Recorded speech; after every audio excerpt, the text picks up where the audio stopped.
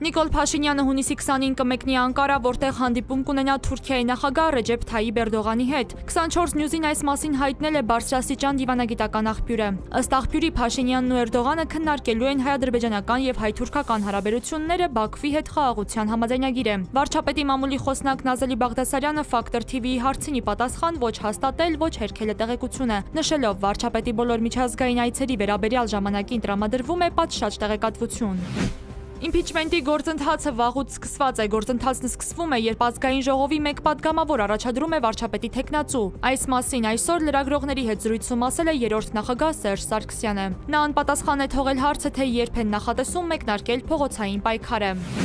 Ճամբարակի պայթյունից հետո Երևան տեղափոխված 3 տուժածներից 69-ամյա տղամարդու կյանքը փրկել չի հաջողվել։ Factor.am-ին տեղեկացրել է Առողջապահության նախարարության մամուլի խոսնակ Մարիամ Ծատրյանը։ Նրա փոխանցմամբ մյուս 2 տուժածների վիճակը գնահատվում է միջին ծանրության, բժիշկների վերահսկողության տակ են։ Խոսնակը նաև տեղեկացրել է, որ 7 հոսպիտալացվածներից 4-ը դուրս են գրվել։ Ճամբարակում Գարեգին Նժդեհի փողոցի շենքերից մեկում պայթյունի հետևանքով 5 մարդ է զոհվել։ Հաղորդվում է, որ պայթյունի պատճառը գազի արտահոսքն է եղել։ ՄԱԳԱՏԵ-ի կառավարիչների խորհուրդը հավանություն է տվել Բանաձևին, ըստ որի Իրանը չի կատարում միջուկային ոլորտում իր պարտավորությունները։ Ըստ աղբյուրների դեմ է քվեարկել ընդամենը 3 պետություն՝ Ռուսաստանը, Չինաստանը եւ Բուրկինա Ֆասոն։ Հայաստանը եւ եւս 10 երկիր ձեռնպահ են քվեարկել 19 երկիր կողմ՝ Ամերիկան, Բրիտանիան, ԵՄ երկրները, Վրաստանն ու Ուկրաինան։ Թեհրանն անմիջապես դատապարտել է ՄԱԳԱՏԵ-ի կառավարիչների խորհրդի բանաձևը։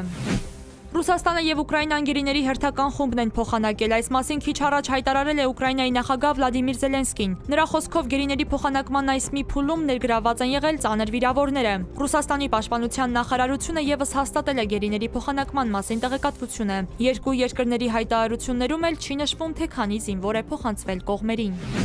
Իրանը լայնածավալ զորավարժություններ է սկսել երկրի ողջ տարածքում, այս մասին հաղորդում է իրանական մեհր գործակալությունը, որի փոխանցմամբ զորախաղերը մեկնարկել են Իսլամական Հանրապետության զինված ուժերի գլխավոր շտաբի պետի հատուկ հրամանով։ Լրատվամիջոցի փոխանցմամբ Իրանը փոփոխություններ է կատարել 2025 թվականի զորավարժությունների պլանում, հաշվի առնելով աճող տարածաշրջանային սպառնալիքները։